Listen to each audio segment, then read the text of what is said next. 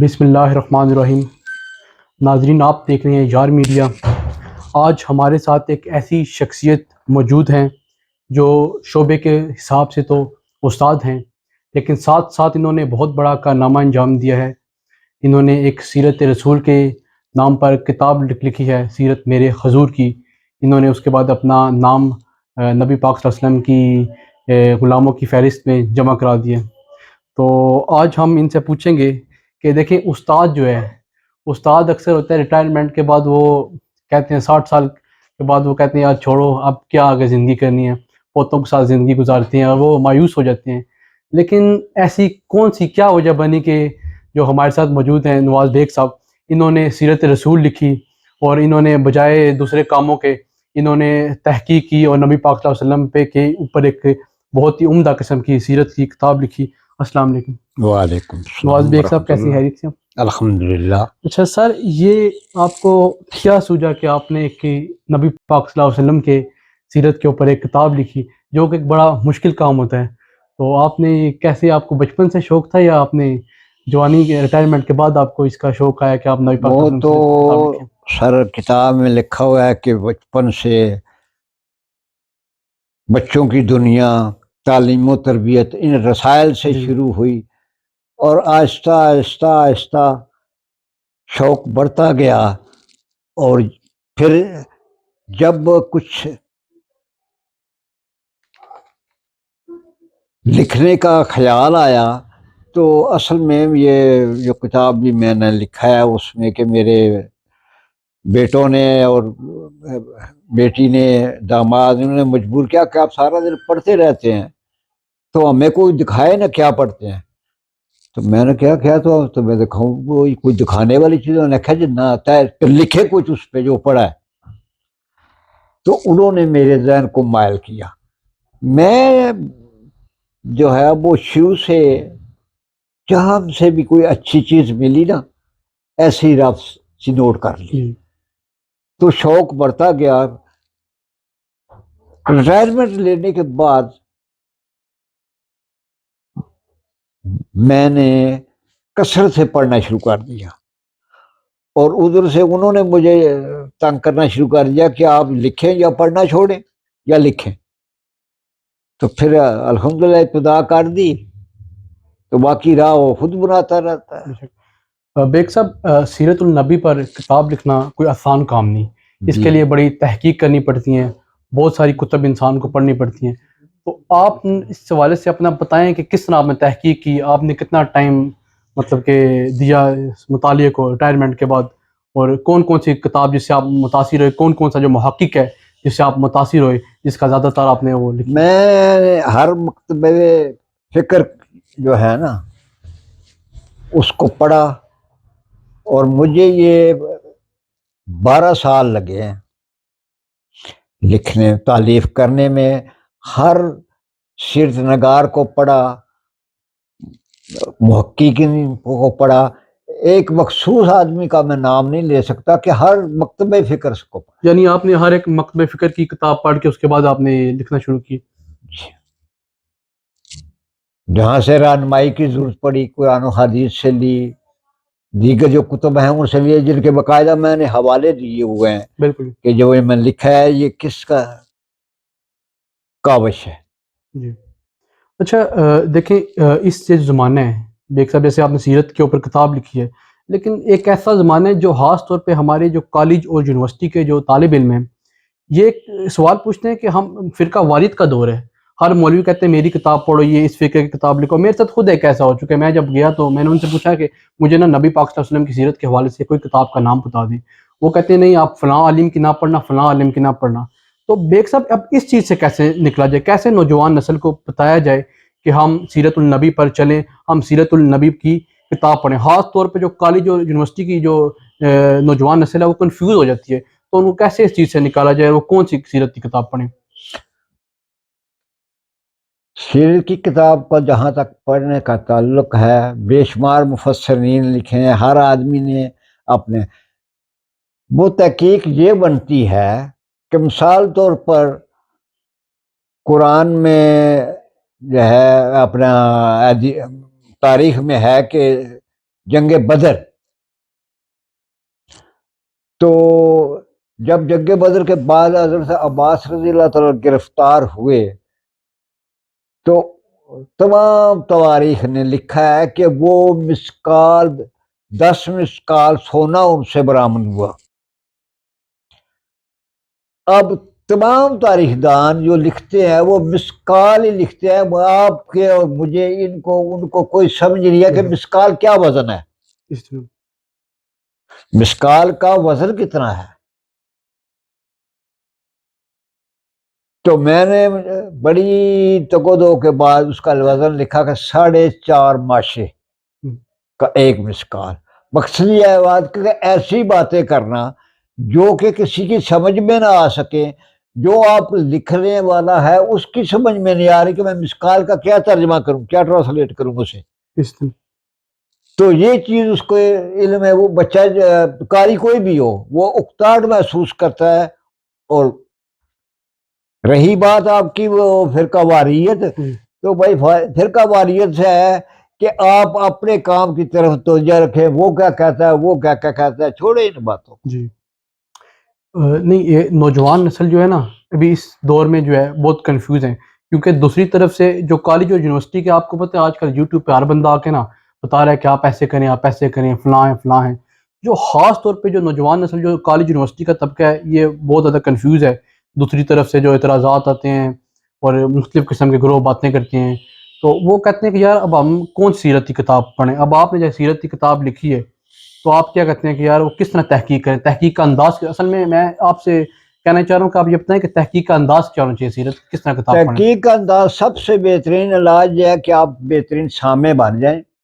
جی میں نے جو سیکھا ہے کہ میں نے بزرگوں سے ان کے پاس بیٹھ کے ان کی خدمت کر کے ان سے سیکھا ہے, ان سے بے شمار باتیں آگے ان کو اپنی کسوٹی پہ چڑھایا ہے اور اسے پھر میں نے وہ لکھنا شروع کر رہا ہے. تو اصل بات یہ ہے کہ وہ سنیں, آپ بات بزرگوں سے سنیں. بے شمار باتیں ہیں جو تاریخ دان نہیں لکھتے, بزرگوں کے پاس آپ بیٹھے ادب سے بیٹھے تو آپ کے علم میں اضافہ ہوگا, آپ کی معلومات میں اضافہ ہوگا. یہ طریقہ ہے اس کا. اچھا, آپ یعنی کہہ رہے ہیں کہ بزرگوں کے پاس بیٹھیں تو آپ کی بیٹھے معلومات میں اہل علم کے پاس, اہل علم کے پاس بیٹھیں. بزرگوں سے مراد میری اہل علم حضرات ہیں, علماء جی کرام حضرات ہیں. جی جی جی جی اور خصوصی طور پر جو صحیح میں نے مشائخ میں سے جو ایسے حضرات جو کہ پڑھے لکھے ہیں پڑھے لکھے لوگ ہیں. ان کے پاس آپ بیٹھے تو انشاءاللہ بڑی بڑی علم کی گتھیاں جو ہیں سلجھ جائیں گی. اچھا بیگ صاحب, یہ آج کل کے دور میں جیسے مغرب کی طرف سے روز جو ہے اہل جو قبلہ ہے مسلمانوں کا دل دکھا جاتا ہے, اور نبی پاک صلی اللہ علیہ وسلم کی ایسی ذات ہے, ہمارا سب کا یقین ہے, سیرت نگار ہیں آپ, کہ اللہ کے بعد جو سب سے زیادہ شان ہے نبی پاک صلی اللہ علیہ وسلم کی شان ہے. لیکن مسلسل جو ہے وہ تقریباً سال بعد جو ہے اہل مغرب کی طرف سے کچھ جو شیاطین ہے وہ مسلمانوں کا دل دکھاتے ہیں, نبی پاک صلی اللہ علیہ وسلم کی شان میں گستاخیاں کرتے ہیں اور کتب لکھتے ہیں. تو ہمیں ایک بحیثیت ہے مسلمان, آپ سیرت نگار ہیں, تو ہمیں کتنا جب وہ یہ کام کریں تو ہمیں اس صورت میں کیا کرنا چاہیے؟ ہم جہاد ہی کر سکتے ہیں کلمی. جی نہیں, اپنا کردار کو ہم کیسے پیش کریں؟ کردار تو ہمارا ہے اس وقت اب نے اپنے پاس چھوڑے ہی نہیں ہے نا, من حیث القوم ہم کرپٹ ہو چکے ہیں. کردار تو ہمارے پاس ہے ہی نہیں جو ہم ان کے پاس طور مثال اپنے آپ کو پیش کر سکے. نہیں, آپ دیکھیں پروفیسر بھی ہیں, آپ نے مطلب کہ اسکول میں پڑھایا ہے, تو میں یہ جاننا چاہ رہا ہوں کہ ہماری ہم ایک مسلمان ملک میں رہتے ہیں, لیکن ہماری جو یونیورسٹی ہیں یا کالج ہیں یہاں پہ مسٹر چپس کو تو پڑھایا جاتا ہے, لیکن نبی پاک صلی اللہ علیہ وسلم کی سیرت کو شامل کیوں نہیں کیا جاتا؟ آپ نصاب کے حوالے سے بھی آپ لاہور جاتے رہے, تو آپ کیا اس حوالے سے کہتے ہیں؟ پہلی بات تو یہ ہے کہ میں تو ایک کم علم آدمی ہوں میرے بیٹے, اور پروفیسر کا آپ نے غلط مجھے ٹائٹل دیا, میں تو کم علم آدمی ہوں. تاریخ کا ادنا سا طالب علم ہوں. تو یہ جو بات آپ فرما رہے ہیں کیا ہے کہ میں نے کہا نصاب میں جو ہے نصاب میں یہ گروہ بندیاں ہیں ہر شعبے میں. جی یہ بیٹھے ہوئے ہیں میرے پاس مرزا اسکندر صاحب جو کہ شاعر بھی ہیں, ان کے بھی کئی گروہ ہیں. تو وہ اپنی اپنی لابی جو لابی آوی ہو جاتی ہے، وہ کہتی ہے کہ ہمارا ہم خیال جو گروپ ہے اس کی کتابیں نصاب میں آئیں. جب اب نصاب میں تو انہوں نے چھوڑی کچھ نہیں ہے، کسی نہ تاریخ کا اور نہ ہی سیرت نبی کریم صلی اللہ علیہ وسلم کا. تاریخ میں تو انہوں نے چھوڑی کچھ نہیں. کتابیں جو ہیں نصاب میں بچوں کو پتہ ہی نہیں بھی قائد اعظم کون سے، علامہ اقبال کون سے، صحیح معنوں میں جو ہے ان کا مقام ہے وہ تو ان کا آئی نہیں. کیسے بات آگے چلے؟ جی جی تاریخ سے بالکل ان کو نابلد کیا جا رہا ہے، بالکل، کہ ہماری تاریخ کیا ہے. جی. اچھا دیکھا جائے نا، بہت سارے اہل مغرب ہیں یا بہت سارے لوگ ہیں جنہوں نے سیرت الرسول کی کتابیں، سیرت النبی کے اوپر کتابیں پڑھ کے مسلمان ہو گئے ہیں. لیکن ہمیں یہ بیگ صاحب سمجھ نہیں آتی کہ ہم لوگ وہ کتب پڑھتے ہیں، لیکن یا تو ہم ان کتب کو صحیح طریقے سے نہیں پڑھتے. وہ ہمیں کیوں نہیں ہوا اثر آتا؟ جو اہل مغرب جو غیر مسلم ہیں، وہ جب نبی پاک صلی اللہ علیہ وسلم کی سیرت کے اوپر تحقیق کرتے ہیں تو ایسے انداز سے تحقیق کرتے ہیں کہ وہ مسلمان ہو جاتے ہیں. لیکن ہم لوگ اس طرح سیرت پہ عمل نہیں کر پاتے. ہمارے معاشرے میں بہت ساری باتیں ہیں جو ہم اس کے بلکہ الٹ کرتے ہیں. جو نبی پاک صلی اللہ علیہ وسلم نے باتیں بتائی ہیں ان کے ہم الٹ کرتے ہیں. آپ کی اس کا بات کا جواب بڑا سخت ہے. تو ایک طوفان بدتمیزی جو ہے مچ جائے گا، اس لیے اس کو میں یہیں روک دیتا ہوں. وہ اس لیے کہ ہر جو لکھنے والا ہے کہتا ہے کہ مجھ سے زیادہ مستند بات کس نے کی ہے. دوسرے کی وہ سننے کے لیے تیار نہیں، دوسرے کی ماننے کے لیے، یعنی ٹالرنس، جی رواداری. یہ تو ہمارے رہی نہیں. میں نے حاصل قوم جو ہے، ہم کرپشن صرف پیسے کی نہیں ہے، اخلاقی کرپشن میں مبتلا ہو چکے ہیں. اب وہ بات کہاں سے نکلے وہ علامہ صاحب کی صدا لا الہ الا جی. اللہ؟ کیسے؟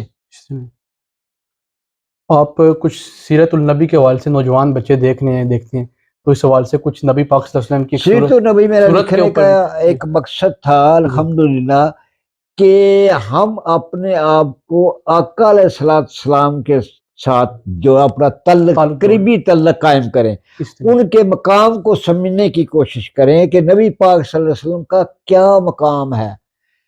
جتنا ہم سمجھتے جائیں گے کہ نبی پاک صلی اللہ علیہ وسلم کا میسج کو، ان کے سیرت کو سمجھتے جائیں گے، اتنے ہم ان کے قریب ہوتے جائیں گے. اور جب نبی پاک صلی اللہ علیہ وسلم کے قریب ہو جائیں گے تو اللہ رب العزت میں خود آغوش میں لے لیں گے. مسئلہ ختم، ہر چیز حل ہو جائے گی جی آپ انشاءاللہ. کچھ نبی پاک صلی اللہ علیہ وسلم کی جو صورت ہے اس حوالے سے کچھ باتیں آپ نے پڑھی ہیں تو بتا دیں کیا نبی پاک صلی اللہ علیہ وسلم کی سیرت کے حوالے سے بھی اور صورت کے حوالے سے بھی نوجوان نسل آپ کو دیکھ کے.